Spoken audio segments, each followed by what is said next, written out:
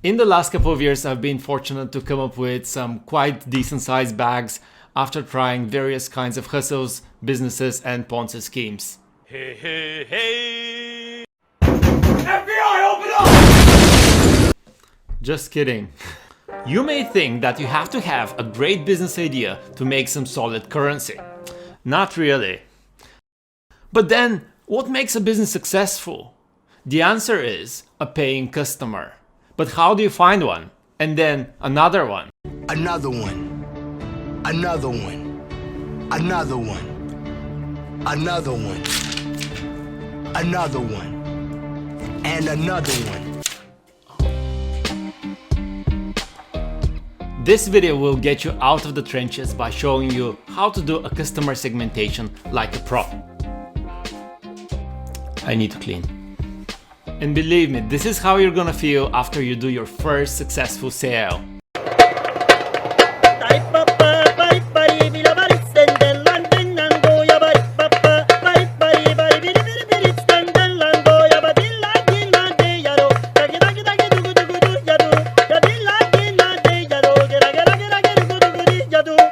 The tool I'm going to show you now is called Facebook Audience Insight, and it's going to help you with your customer segmentation. Let's dive in. The way you get to Facebook Audience Insights is by just typing in Google Facebook Ads Manager. This is the first link that's going to come out in the search results. Once you're here, you probably need to register, and afterwards just click on Go to Ads Manager. Afterwards, click this button here and search for the Audience Insights, which is right here. Click on that. And here in this window, it's going to ask you whether you'd like to collect information for everybody on Facebook or for the people or the members of a particular Facebook page.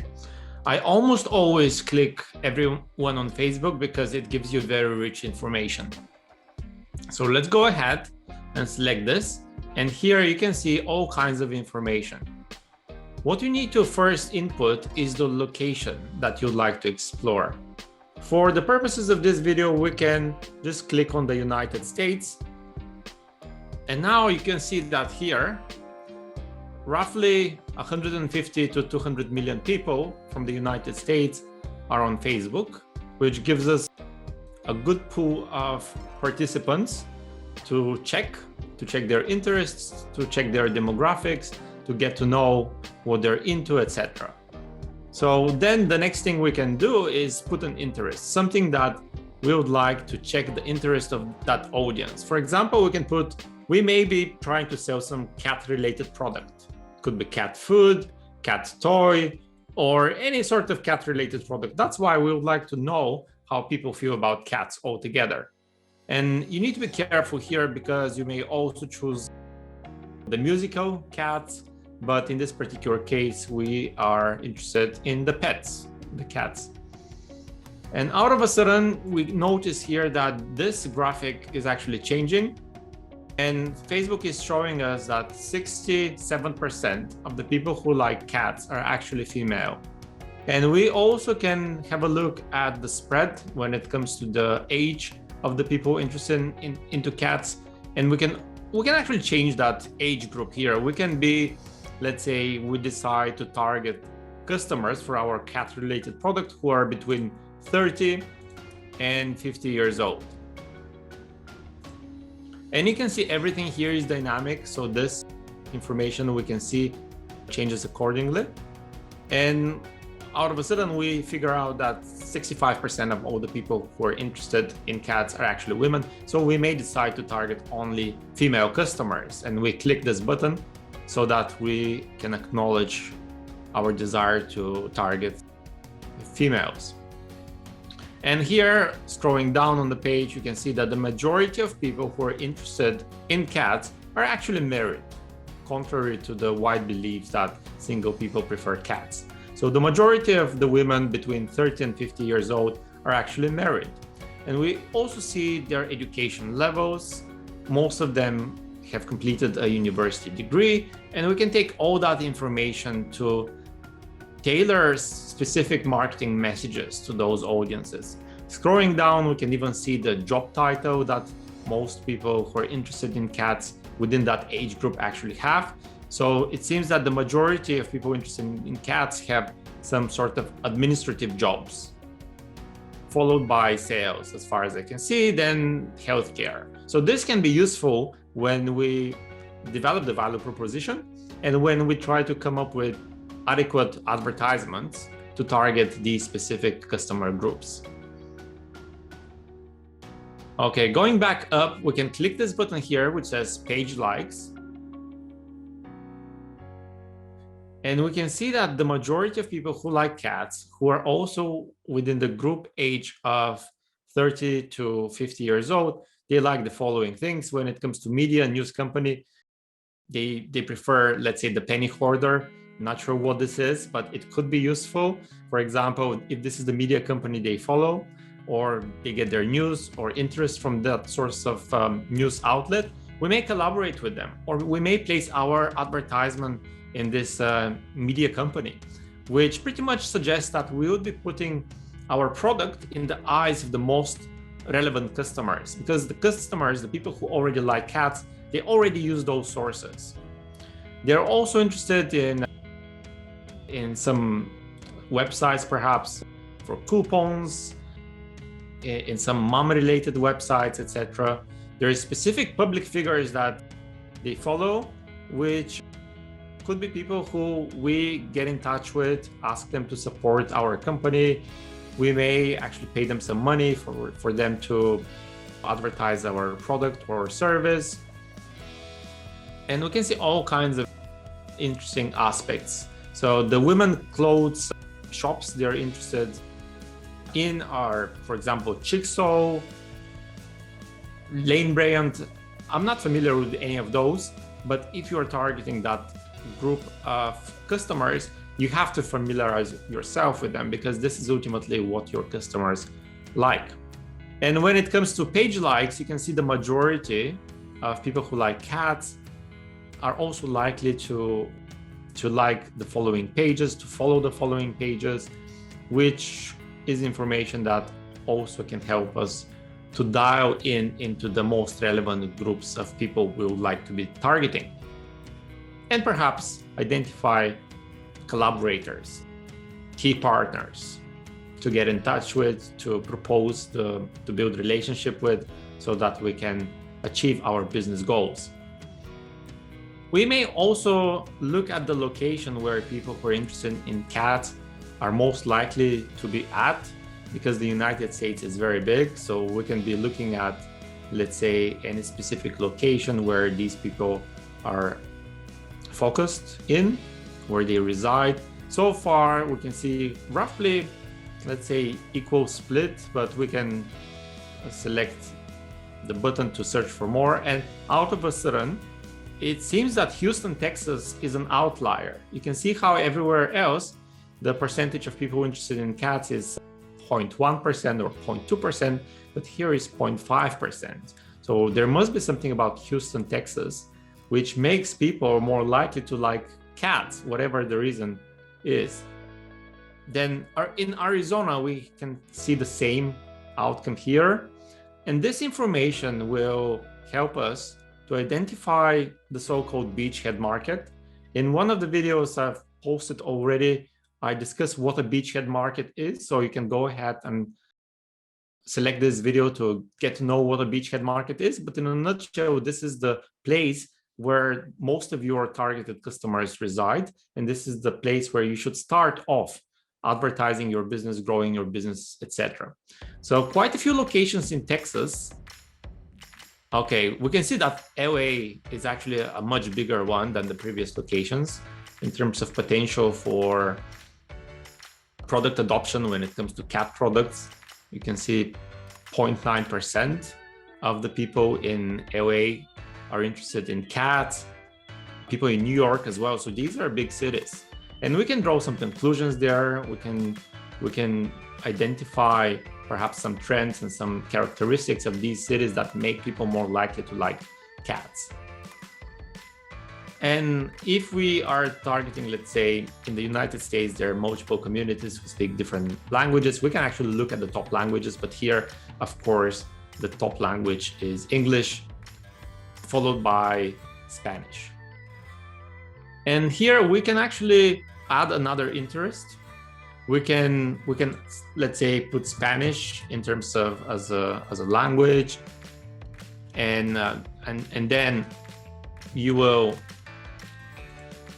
zoom into the categories of Spanish speakers within the United States, and this is going to change all the other information in terms of demographics. It's going to change the things they like, etc.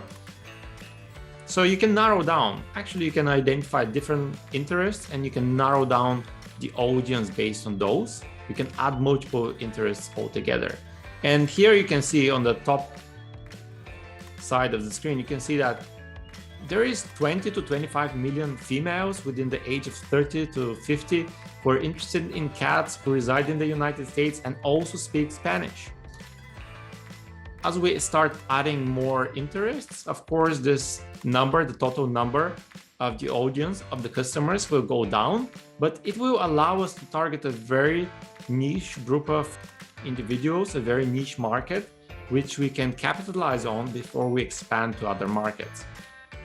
For the sake of simplicity, I'm removing the Spanish language as an interest so that we can get a broader base of customers.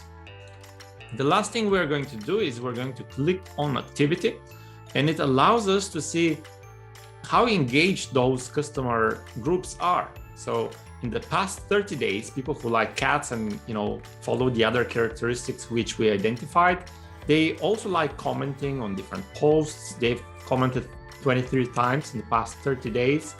They have liked 27 posts. They have shared posts.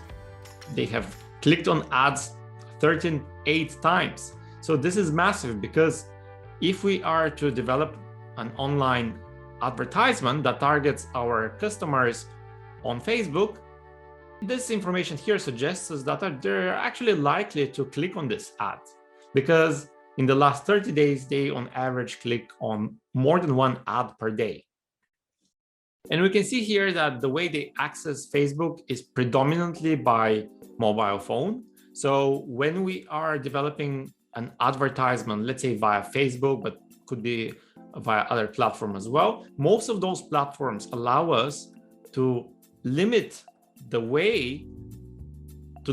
audience to which we show the ad based on the device they use to access the advertisement. So we can actually say that we want our advertisement to be visible only to people who access Facebook via mobile devices.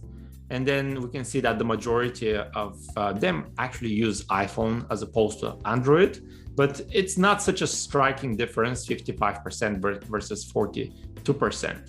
So this is something that we should consider, specifically if we are to develop an app and we're wondering what kind of platform to use for the app development. And then for the app distribution, should we use the App Store by Apple or the Play Store by Android, by Google, etc.